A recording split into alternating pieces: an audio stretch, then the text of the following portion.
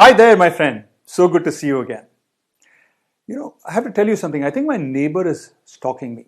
She's been Googling my name on her computer. You know how I know? Because I saw it with my own two eyes. I was watching her through my telescope last night. In the last video, we saw how most of us tether our happiness to outcomes.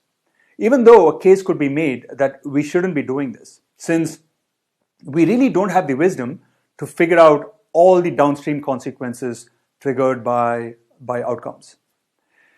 At the same time, we also saw how delinking happiness from outcomes, like the old man in the GTBTWK story did, raises some concerns, including this one, which is the one that I want to focus on in this video. If not for outcomes, on what else could we depend on for our happiness? That's a great question, and to answer it, allow me to ask you a question of my own. Imagine that you are in an unfamiliar city for some work. After finishing up the work, you get into your rental car and you're driving on your way to your hotel. Your GPS tells you that you can take one of two routes. Taking the shorter route, let's call this route A, will get you to your hotel in 30 minutes. Taking this route, however, will involve idling for about 10 minutes at a construction site. For these 10 minutes, you'll have no option but to sit in your car doing nothing. Taking the longer route, let's call this route B, will not involve any idling. However, it will involve driving for a longer duration, 40 minutes in all to reach your hotel.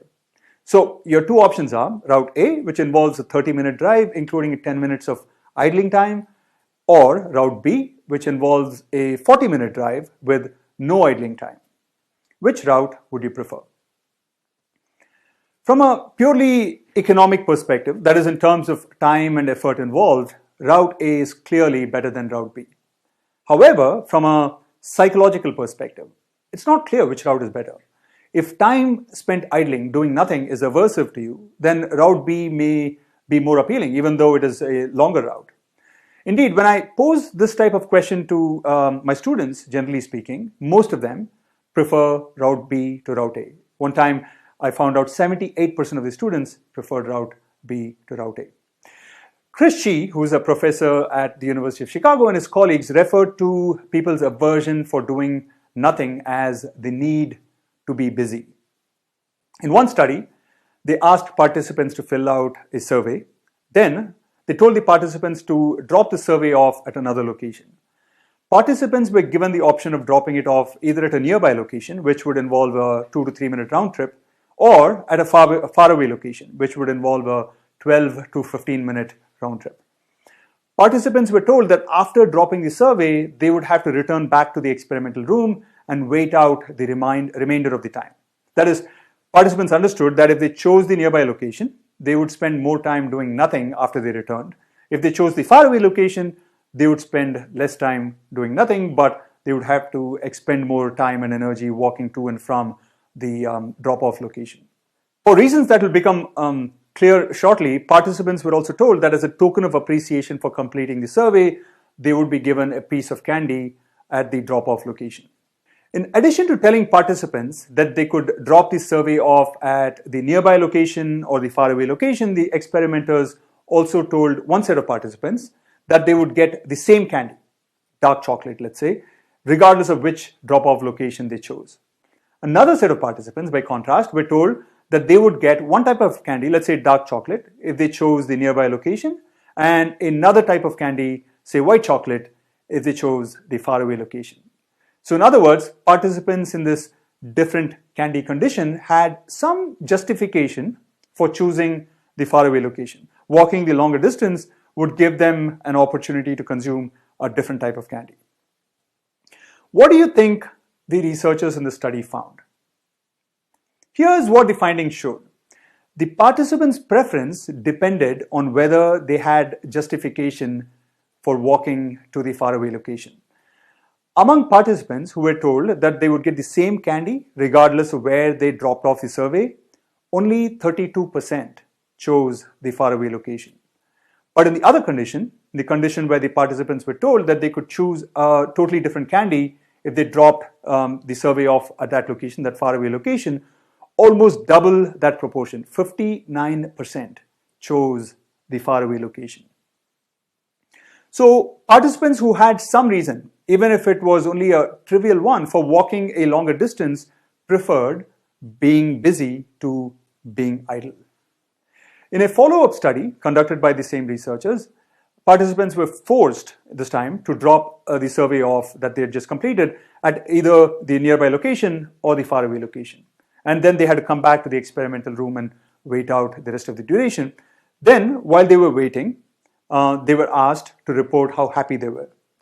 The findings showed that the participants who had been forced to be busy, these were the participants who were asked to drop the survey off at the faraway location, were happier than the participants who were not busy.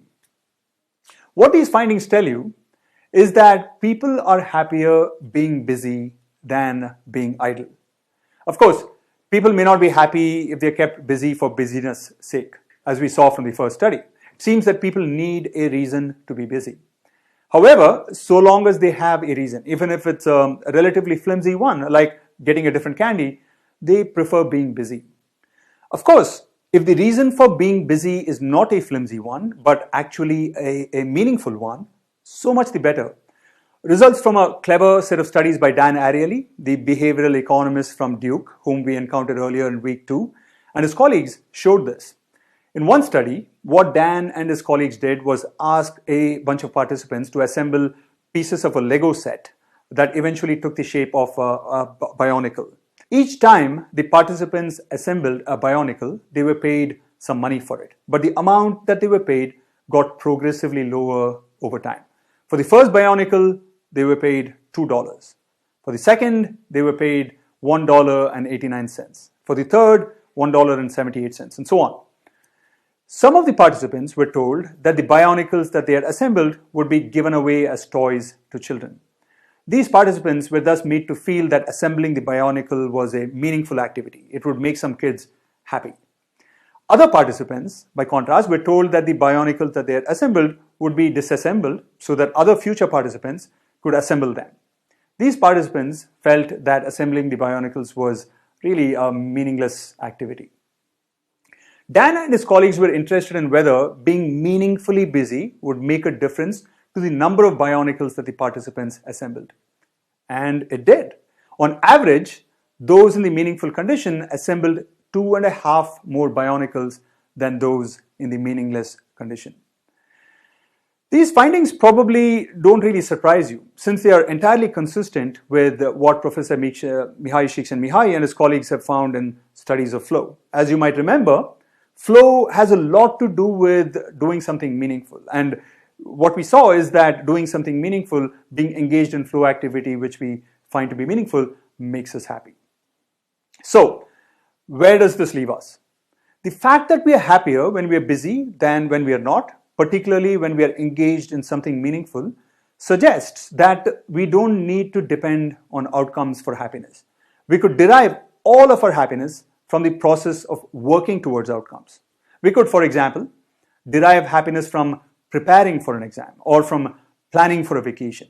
That is, even if we don't eventually pass the exam or go on the vacation, we could derive a significant amount of happiness from working towards these outcomes.